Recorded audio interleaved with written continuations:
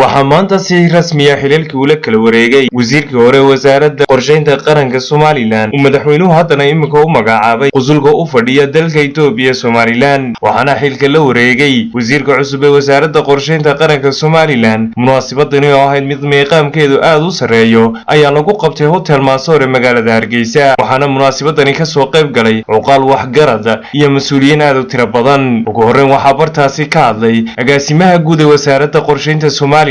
iyo wasiir ku-xigeenka wasaaraddaasi qorsheynta mudane Kaysar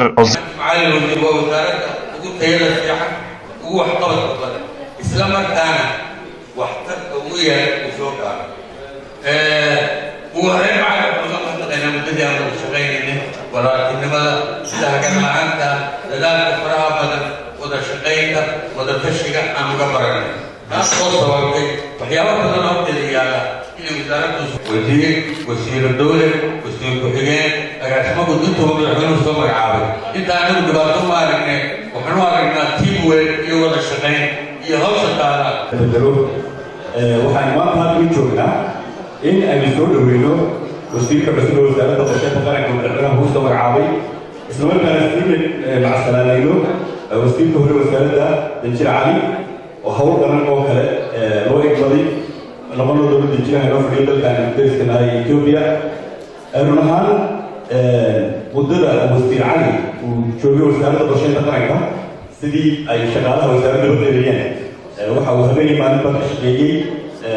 wixii horumarka ahaa ama mas'uuliyadda laga sugayay wasaaradda waxa shaqada wasaaradda maaha shaqo hawliya waa shaqo habeen iyo maalinba gelin hore gelin dambe laga shaqeeyo waa shaqo si joogta ah runtii loo dul taagan yahay waana waxa weeye wasaaradda halbowlaha qaranka muxuu ahaayey dadkan kuyo qorshayaasha oo dhan kale waxaa bartaasi ka hadlay gudoomiyaha ahna musharaxa jagada madaxweyne ee xusbiga cadaaladda iyo daryeelka injineer Faysal Cali Waraabe sidoo kale waxaa munaasabadaasi hadallo goobaaba ka soo jeediyay la taliyaha gaarka madaxweynaha Somaliland mudane Maxamed Cali Waracade guntiga gabagabadii iyaguna waxaa bartaasi ka hadlay labada mas'uul ee xilka la kala wareegayay waxaana hadalladoodii ka mid ahaa sida tan وواحد قرشينها واحد تبريد كجد يوانعين كأوروبا يهيالها واحد هرمارينها يوم والله واحد كوكوبيستا أما statistics يترقوها واحد معه يلا وحارك أولا شغالة يتردوا قدامتها قبلا لحظة قبلا وأولا لم هو يحفظها يوم والله دي رسوة آخرها وحكا حول قلب ودها شغالة بقولي سنعين دوري دابا waxaan ugu mahadnaqayaa dhammaan shaqaalaha wasaaradda waxaan ka codsanayaa shaqaalaha wasaaradda qorsheyntu sida ay iga shaqeeyeen ee hufnay walaaltinimada lahayd soo dhaweynta lahayd inay ula shaqeeyaan wasiirka cusub ee Maxamed Ibrahim Aadan qabyatire intalaayo wixii tusaalaha waan ka qaadanayaa gacantaan haysanayaa markaan tegayno saaxiib horena waa mahay dhibkana waa ahaan doona insha allah biidnillah هذه أنا خمسون وجهين من شقاء وزارة السنة والمكسر أحمد الله وعسمي ورموتي وزير الكيسر ورافي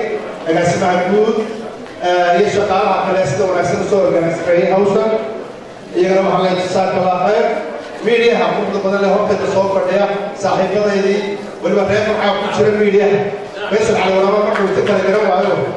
الناس كل ده معه كل from